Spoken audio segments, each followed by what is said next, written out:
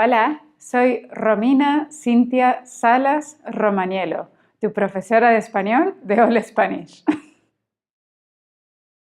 Welcome to Hola Tuesday. This is your weekly free Spanish lesson. And today we're going to talk about why Latinos and Spaniards, why do we have such long names in Spanish? Have you ever noticed that? So in my case, as I said earlier in this video, my full name is Romina Cintia Salas Romaniello. So I have a first name, a second first name, other name, and then a surname and another surname. So I have two surnames. The reason why we have such long names is because we have both our father's surname and our mother's surname. You may wonder, well, if you have two surnames, right?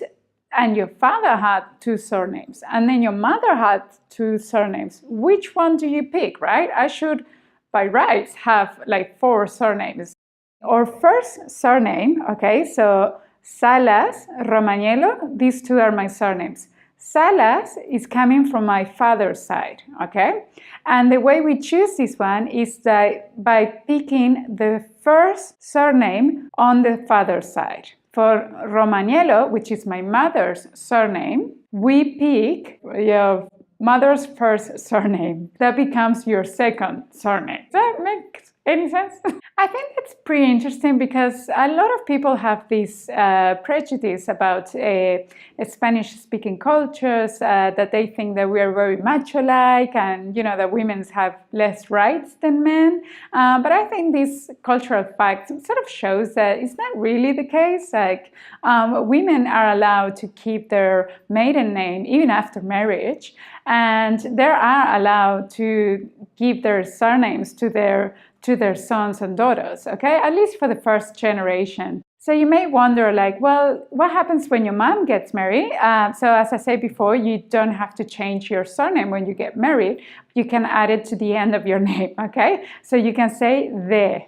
So take, for example, Penelope Cruz, okay? If she wants to change her legal name and state that she married to Javier Bardem, then she can say Penelope Cruz de Bardem. So in this case, de means of Bardem, okay? Penelope Cruz of Bardem. So it's a little bit possessive, similar to Mrs., right?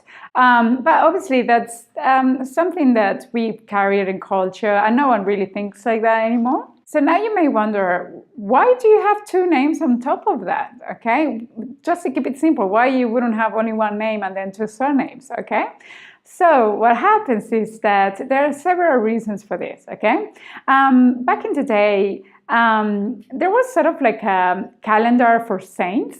So if you had a son or a daughter on a specific date, you will give them that saint name. For example, Mateo was, let's say, on Tuesday, or the 20th or something like that from a certain month, and then that saint will be the patron of that particular day. So you will name your son after that saint in order to get divine protection for your child, okay?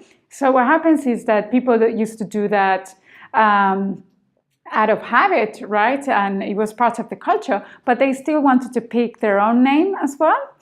So they will use, let's say if your child was Mateo, they would say Mateo Joaquin, right? Because they actually like the name Joaquin, but they still wanted to keep Mateo, the saint name, so they will choose both. Another thing that happens in many, many families, and I think it also happens in English, is that we want to honor a grandparent by naming our child after them. So, for example, in my family, my brother, his name is Federico Enrique, right? So Enrique, which means Henry, is actually the traditional name that we've been carrying in our family, and we actually have many, many Enriques already in the family. Another reason was that some names are sort of like generic, like for example, Maria, Mary in Spanish. So we have Maria Eugenia, Maria Jose, Maria Dolores, etc. There are many, many Marias out there. So that's the reason why, amigos, we have such a long names in Spanish.